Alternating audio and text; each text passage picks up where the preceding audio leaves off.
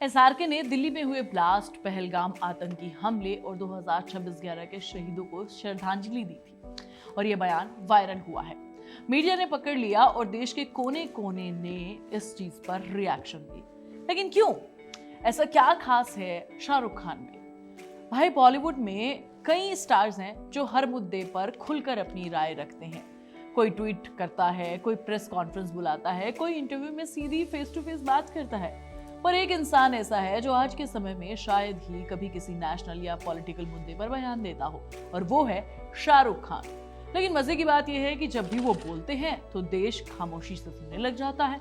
जब वो एक लाइन कहते हैं तो वो वायरल हो जाती है। जब इंटरव्यू में देश या हिंदुस्तान की बात करते हैं तो उनकी एक एक शब्द हेडलाइन बन जाती है। अब सवाल ये है कि आखिर ऐसा क्यों है? बस उन्होंने श्रद्धांजलि दी और इतना कहा कि अगर हम एक साथ हैं तो कोई भारत की तरफ आंख उठाकर भी नहीं देख सकता। लेकिन हंगामा इतना कि क्या एसआरके की इन बातों में कोई मैजिक है? क्या वो अपनी फिल्मों की वजह से ऐसा इम्पैक्ट बनाते हैं? क्या उनकी चुप्पी ही उनके शब्दों की ताकत है, या फिर उनकी जिंदगी और हर जो संघर्ष उन्होंने किया है वो रिएक्शन को शेप देते हैं? कहानी यहीं से शुरू होती है। एसआरके और भारत का रिश्ता एक सुपरस्टार से ज्यादा है, एक सिंबल, एक एक्टर से ज्यादा है। एक और एग्जाम्पल इन सब के बीच, एक ऐसी पर्सनालिटी जिसके शब्दों में एक वेट है, वो इस इंडस्ट्री में हर किसी को नहीं नसीब होती है। शाहरुख खान वो इंसान है जो हमेशा से आउटस्पोकन नहीं रहे हैं, पर ऐसा नहीं है कि उन्होंने कभी कुछ बोला ही नहीं। हाँ, एक समय था 2015 का एरा, जब उन्होंने कुछ बातें कही, कंट्रोवर्सी हुई, सब कुछ बदल गया उस टाइम पर उनके लिए। उस समय उन्होंने एक इंटरव्यू में कहा कि देश में डर बढ़ रहा है। ये बयान जैसे ही बाहर आया, पूरा इकोसिस्टम एक तरफ मुड़ गया। कई लोगों ने उनकी आइडेंटिटी पर सवाल उठा दिए। देशभक्त हैं कि नहीं, ऐसा क्यों बोल दिया? उस समय एसआरके ने महसूस किया जिस देश के लिए वो दुनिया भर में पॉजिटिव बातें करते हैं, उनका प्रेजेंटेशन देते हैं, उसी देश में लोग उनके शब्द को मिसअंडरस्टूड करते हैं। और यहीं से आया उनका स्ट्रेटेजिक साइलेंस। एसआरके समझ गए कि इससे उन्हें नहीं बल्कि उनके काम और परिवार को नुकसान होता है। उन्होंने डिसाइड किया कि वो पॉलिटिकल या फिर सोशल डिबेट का कभी हिस्सा नहीं बनेंगे। वो केवल अपने काम पर ध्यान देंगे और वही बोलेंगे जो लोग शायद सुनना चाहते हैं या फिर जिस बात का कोई मुद्दा ना बने।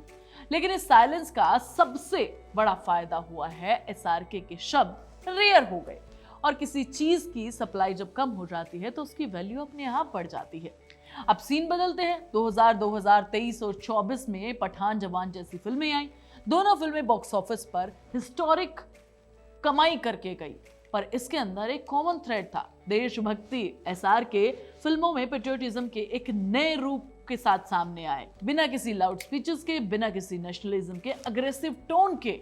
पठान में वो कंट्री के लिए लड़ रहे होते हैं, जवान में वो सिस्टम से सवाल पूछ रहे होते हैं और आम जनता की लड़ाई को लड़ते हैं। लेकिन फिल्म से ज्यादा इम्पैक्ट रियल लाइफ का था। एसआरके प्रेस कॉन्फ्रेंस में जब इंडिया की बात करते तो उनका टोन एकदम सॉफ्ट होता, नो एंगर, बिना भी किसी बात का कोई शो, बिल्कुल काम, इंटेलिजेंट और बहुत ही बढ़िया तरीके से सारी बातें करते। देश लोगों से बनता है, उसे प्यार से चलाते हैं, नफरत से नहीं। ये लाइन सोशल मीडिया पर आग की तरह फैल गई। क्यों? क्योंकि एसआरके एंगर नहीं बेचते, होप बेचते हैं, उम्मीद बेचते हैं। वो डिवीजन में नहीं बोलते, वो यूनिटी में बोलते हैं। और आज की डिजिटल लाउड एग्रेसिव दुनिया में ये बहुत रेयर है। और अब आते हैं उस मुद्दे पर जिसके सबसे इंटरेस्टिंग पहलू पर, जिसे लोग भूल जाते हैं। My name is Khan. SRK की जिंदगी और उनका इमेज इस फिल्म के बीच एक इनविजिबल कनेक्शन है। जब रिजवान खान कहता है my name is Khan and I am not a terrorist, तो वो सिर्फ फिल्म का डायलॉग नहीं रहता है, वो एक ऐसे इंसान की रियल लाइफ का स्ट्रगल का रिफ्लेक्शन बन जाता है जिसे बार बार अपनी लॉयल्टी प्रूव करनी पड़ती है। एसआरके स्टार हैं, ग्लोबल आइकन हैं, मगर एक बड़ा सेक्शन हमेशा उनसे पूछता है कि आप कितने बड़े देशभक्त हैं। ये सवाल ही वो वजह है जिससे एसआरके ने हर किसी तरीके के पेट्रियोटिक चीजों पर अपना रिएक्शन देना छोड़ दिया था। और लोगों के मन में से ये छवि बन गई कि एसआरके जब इंडिया की बात करते हैं तो वो किसी वजह से, किसी मजबूरी से नहीं बल्कि दिल से बोलते हैं, क्योंकि उन्होंने वो सफर खुद जिया है जहां बार बार एक्सप्लेन करना पड़ता है कि देशभक्ति को किस तरीके से नापा जाता है, वो हैं देशभक्त। इसीलिए जब एसआर के रियल लाइफ में कुछ कहते हैं तो लोग रिजवान खान और एसआर के को मर्ज करके सुनते हैं। ये कनेक्शन इतना मजबूत है कि ऑडियंस ऑटोमेटिकली उनसे इमोशनली जुड़ जाती है। और अब एक और रीजन मुझे नजर आता है भाई, वो बोलते हैं तो ऐसा नहीं लगता है कि वो किसी को सुना रहे हैं, उनकी बातों में फिलोसफी होती है, बैलेंस होता है और सबसे जरूरी रिस्पेक्ट होती है। वो देशभक्ति को दिल में फील करते हैं, अपनी आइडियोलॉजी में उसे फील करते हैं, उसे बार बार साबित नहीं करते। वो इंडिया को एक रिस्पॉन्सिबल प्रोग्रेसिव तरीके से देखते हैं। उनकी बात ऐसी होती है जैसे इंग्लिश में कहते हैं सॉफ्ट पावर, यानी स्ट्रेंथ विद डिग्निटी। और ये डिग्निटी उनके पूरे करियर में दिखती है। चाहे फिल्म राम जाने हो, स्वदेश हो, चक दे इंडिया हो, जवान हो, एसआरके ने हमेशा पेट्रियटिज्म को लाउड नहीं बल्कि इमोशनल टोन में दिखाया है। वो जयकारा नहीं लगाते, वो सवाल पूछते हैं। क्वेश्चन पूछना एक रेयर चीज है। अब आती है बात टाइमिंग की। एसआरके ने बोला तब शुरू हुआ।